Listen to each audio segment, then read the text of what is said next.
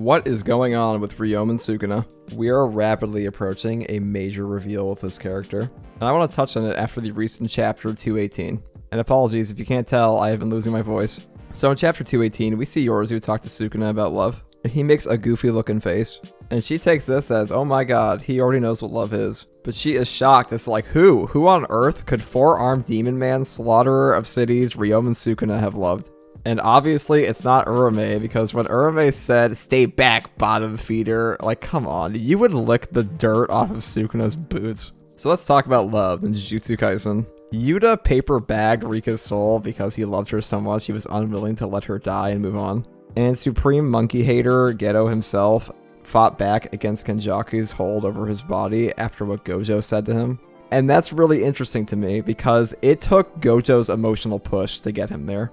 So obviously love, heavy emotions, they're influencing cursed energy and also people's literal souls. But what does this mean for Ryoma and Sukuna and the backstory that's obviously cooking for him? Well, I touched on this in my chapter review a bit, but I want to touch on it more here. I've seen some people say that Sukuna has no siblings. I don't know where people are getting this information from because I couldn't find this at all in my searches. The only thing Gege Akatame ever said was that Sukuna had no direct descendants, because a lot of people were thinking that Megami and Yuji were going to be like two descendants of Sukuna, which I guess that Gege just wanted to violently snuff that theory out. But when Yoruzu mentions love to Sukuna, he has no idea what it is and she'll teach it to him. He gives her an anime puffed. There's a few ways you could take his reaction with this, but the way I took it was just he was saying, are you kidding me? Like, of course I love somebody. Of course. I'm Ryoma and Sukuna, but I wasn't always the king of curses. She's like, oh, I know the pain that comes with the solitude of having ultimate strength. But for Sukuna, it seems like he wanted the isolation of having ultimate strength because he only believes in a hierarchy of power. He probably had like a family member he was really close to, and I really think that's what it is, because there aren't a lot of options besides like a lover, because we know that he didn't have a wife from Gege. And I love this. I'm sorry, I can't really contain my excitement because the way the Yoruzu fight, I don't really care for the fight at all, but the actual like little minor plot details we're getting are excellent. Because a lot of people are screaming right now like, oh man, the Yoruzu fight sucks, and like, yeah, it is pretty mid. But girl, you are only here to job and make Sukuna dump out plot exposition. And you're doing it pretty well so far, but ask him more questions, please. Especially about Yuji, I want to know what's cooking there. So let's pull out good old Mount Fuji Head here. So Mount Fuji Head, or Jogo as some like to call him, he was a once alive cursed spirit that fought a currently alive Ryoma and Sukuna and got his ass fodderized. And Jogo is currently in the process of evaporating into like little Jogo dust and having an end-of-life crisis. And it says humans detest death, yet they linger beyond it. And this is just more on the pile of references to the body and soul in Jujutsu Kaisen and how it's likely to play into the ending of the story. And this is what I love about the characters like Yuji and Gojo in this story, is that we have pretty much our entire main cast is a bunch of young people who are fighting against the 1,000-year-old machinations of multiple groups. Maki is pretty much dealing with the prejudice of the Zenin family her whole life. Gojo is the first 6-eyes user in history to be free of the fate tying him to Tengen, the Star Plaza vessel. And Yuji is likely the reincarnation, the true reincarnation of an ancient sorcerer.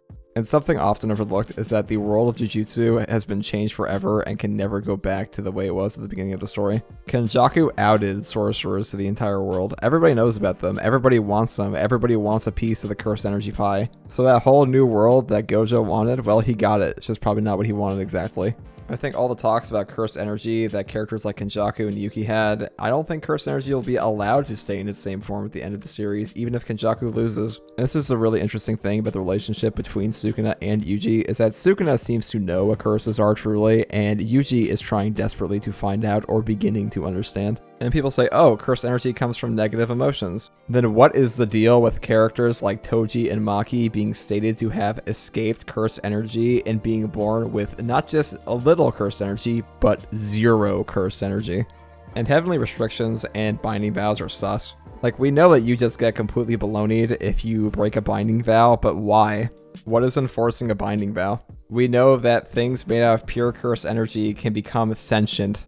So that's kind of terrifying to think about. And I mean, Tengen's just sus. Tengen was trying to steal the bodies of young women to maintain barriers, and they failed to defend her anyways, so really they should have just hollow purpled her like 10 years ago.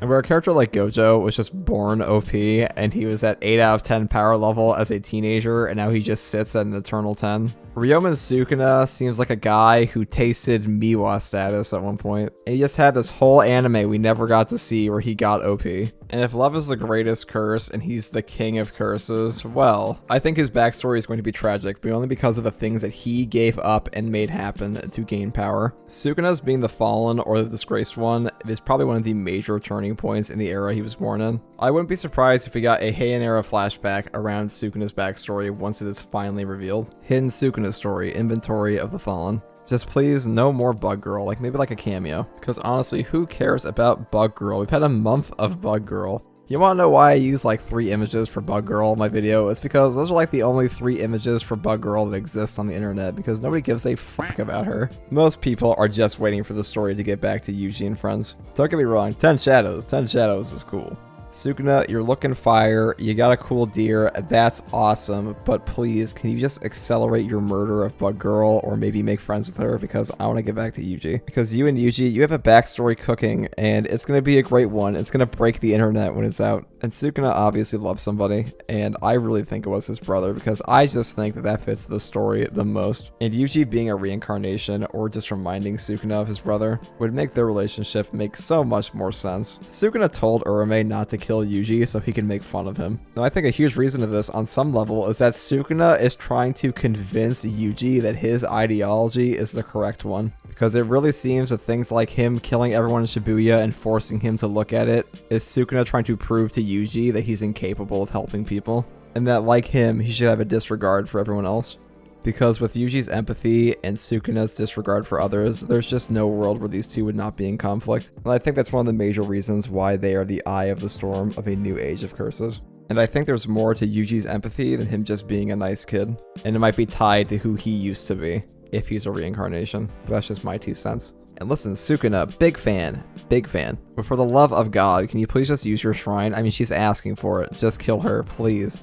Well, that's all I have for this video. I also want to say thank you guys so much for getting me to 4,000 subscribers. That is incredible. So thank you guys. You are all glorious people, but you in particular. And if you aren't subscribed and you like Jujutsu Kaisen and anime content, subscribe for more. And as always, thanks for watching.